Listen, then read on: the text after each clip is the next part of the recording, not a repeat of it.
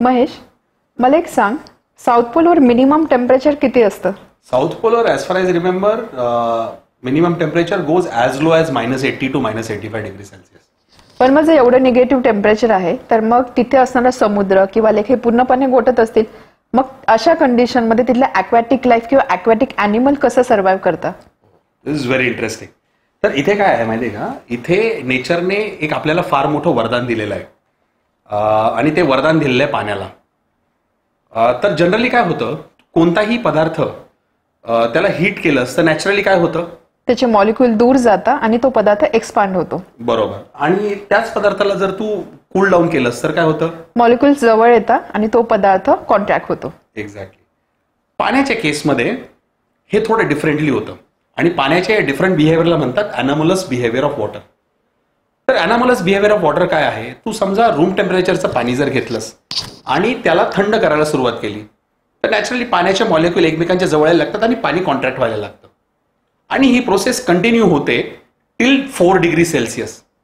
ज्यावेळी पाण्याचं टेम्परेचर हे 4 डिग्री सेल्सिअस येतं आणि तू त्याला त्याच्यापेक्षा फर्दर कूल डाऊन करतेस, त्या पॉइंटला पाणी हे त्याचं बिहेवियर चेंज करतं आणि फ्रॉम 4 डिग्री सेल्सिअस ऑनवर्ड्स पाणी हे परत एक्सपांड व्हायला लागतं. त्याच्या मागे एक सायंटिफिक रिझन आहे. सो आयडियली पाण्याने कॉन्ट्रॅक्ट व्हायला पाहिजे, बट 4 डिग्री सेल्सिअस नंतर पाणी आता होतं एक्सपांड.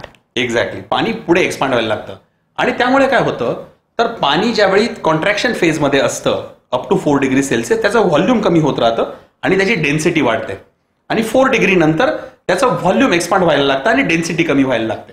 तर ॲट 4 डिग्री सेल्सिअस पाण्याचं व्हॉल्यूम हे मिनिमम असतं आणि डेन्सिटी ही मॅक्सिमम असते आणि त्याच्या पुढे जी फर्दर कुलिंग होते त्याचं व्हॉल्यूम वाढत जातं आणि डेन्सिटी कमी होते आणि म्हणूनच बर्फाची डेन्सिटी ही पाण्याच्या डेन्सिटीपेक्षा कमी राहते. आणि आपल्याला काय माहिती आहे, ज्यावेळी 2 डिफरंट डेन्सिटीचे पदार्थ तू ज्यावेळी मिक्स करते त्यावेळी काय होतं, लो डेन्सिटीचा पदार्थ हाय डेन्सिटीच्या पदार्थाच्या वरती फ्लोट होतो. इन धिस केस बर्फाला डेन्सिटी ही लो असते म्हणून तो वरती फ्लोट होतो आणि जे वॉर्म वॉटर असतं ज्याची हाय डेन्सिटी आहे तो खाली राहतो आणि म्हणूनच हे सगळे समुद्री जीव त्यामध्ये जिवंत राहू शकतात. आहे की नाही हे सृष्टीचं फार मोठं वरदान. अच्छा, त्यामुळेच आपण घरामध्ये ज्यावेळेस बर्फाच्या ट्रेमध्ये पाणी ठेवतो बर्फ सेट करण्यासाठी, आणि बर्फ ज्यावेळेस पूर्णपणे सेट झालेला नसतो त्यावेळेस आपण बघू शकतो वरचा लेअर बर्फाचा असतो बट आतमध्ये नेहमी पाणी असतं. अगदी बरोबर. अशाच इंटरेस्टिंग व्हिडिओज बघण्यासाठी आमच्या यूट्यूब चॅनलला व्हिजिट करा. तिथे प्रत्येक चॅप्टरवरचे फुल लेंथ व्हिडिओज अवेलेबल आहे. अगदी सोप्या शब्दामध्ये सोप्या भाषेमध्ये प्रत्येक कॉन्सेप्ट क्लिअरली सांगितलेली आहे.